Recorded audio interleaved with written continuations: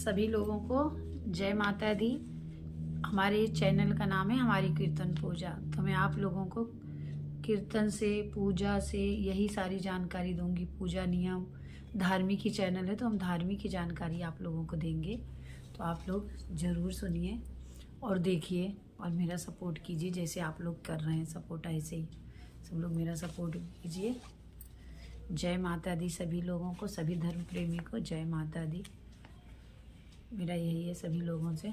आप लोग बुधवार की हमने पूजा की विधि बताई है। अभी हम बुधवार को आप लोगों को कहानी सुना रहे हैं। आप लोग ज़रूर कहानी सुनिए, हमारी कहानी कैसी लगी।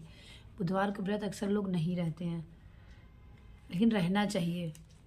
बुधवार का व्रत आप लोगों को करना चाहिए। कभी वो है भगवान को पूजा कर लो, कहानी सुन लो। इसलिए मैं आज बुधवार गणेश जी के पूजा व्रत को हम बता रहे हैं। तो भी तो हमने बता दिया, बुध ग्रह के शांति के लिए बुधवार का व्रत किया जाता है।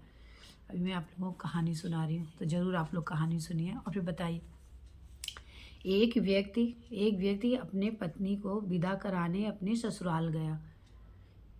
व्यक्ति अपने पत्नी को विदा कराने के लिए अपने ससुराल गया। कुछ दिन रहने के बाद, कुछ दिन वहाँ पे रहा। फिर उसके बाद उस रहने के पश्चात उसने अपने सास ससुर से अपने पत्नी को विदा कराने के लिए कहा कि विदा कर दीजिए। ससुराल गया तो बोला विदा कर दीजिए।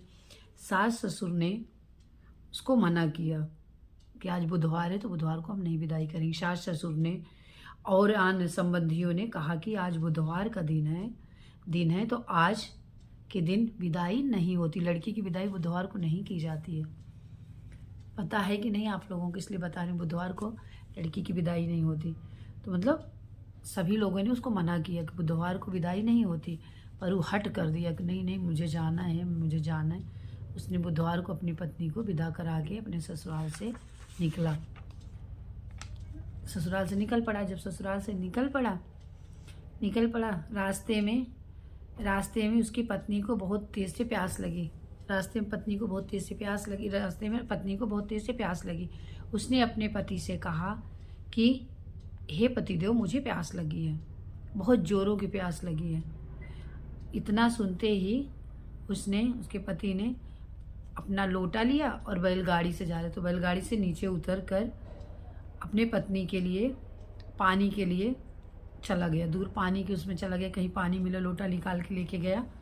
और जब लोटे में पानी लेकर वापस आया तो उसने ठीक अपने ही चेहरे का आदमी अपने पत्नी के पास बैठा देखकर उसको आश्चर्यचकित रह गया। मतलब देखकर उस परेशान हो गया, आश्चर्यचकित में हो गया कि ये कौन आदमी हमारे जैसा। उसको देखकर उसको बहुत क्रोध आया। उसने उस व्यक्ति से पूछा, तुम कौन हो?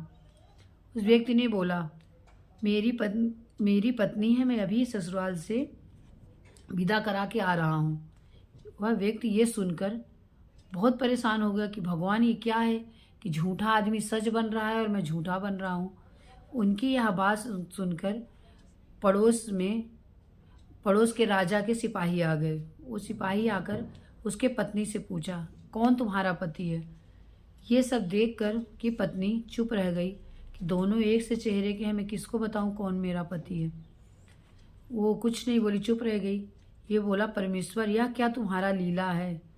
सच्चा कौन, झूठा कौन? तभी आकाशवाणी हुई कि मूर्ख, आज बुधवार के दिन है, तुझे नहीं जाना चाहिए। पत्नी की विदाई नहीं कराना चाहिए। तूने किसी की बात नहीं मानी, इसीलिए तुझे ये परेशानी मिली है। बुद्धदेव भगवान की उस व्यक्ति पे उसने भगवान बुद्ध से प्रार्थना किया। भगवान भगवान से प्रार्थना किया कि भगवान जो हमसे गलती हुई उसको क्षमा कीजिए। इतने में व्यक्ति जो है अंतर्ध्यान, बुद्ध भगवान ही थे जो जाके उसके पास उसी चेहरे में बैठ गए थे। तो उन्होंने उस टाइम उसने जैसे क्षमा मांगी, बुद्ध भगवान ने अंतर्ध्यान हो गए और वो अपनी पत्नी को लेकर अपने घर आया। इसके बाद पति पत्नी दोनों बुधवार को व्रत करने लगे और कथा सुनते थे। बुधवार का व्रत करते थे। व्यक्ति का जो बुधवार को कथा सुनता है, सुनाता है, व्रत रहता है, उसकी सभी मनोकामना पूर्ण हो जाती है। बोलो बुद्ध भगवान की जय, गणेश भगवान की जय। ये आप लोग ज़रूर सुनिए कथा, कैसे लगी ज़रूर बताइए। जय माता दी। हमारा यही है प्रयास कि आप लोगों को हम अच्छी से अच्छी बात बताएं और सही बताएं। ना हम यूट्यूब देख बता रहे हैं, ना कुछ हम ग्रंथ से ही बता रहे हैं। जो किताबों में लिखी है कहानियाँ वही हम आपको बता रहे हैं। तो आप लोग ज़रूर सुनिए, ज़रूर कि हमारी कहानी कैसे लगी आप लोगों को। जय माता दी। सभी लोगों को जय माता दी। कि सभी जितने हमारे धार्मिक, जितने बड़े सब धार्मिक हैं हमारे धर्म प्रेमियों को, सभी लोगों को जय माता दी।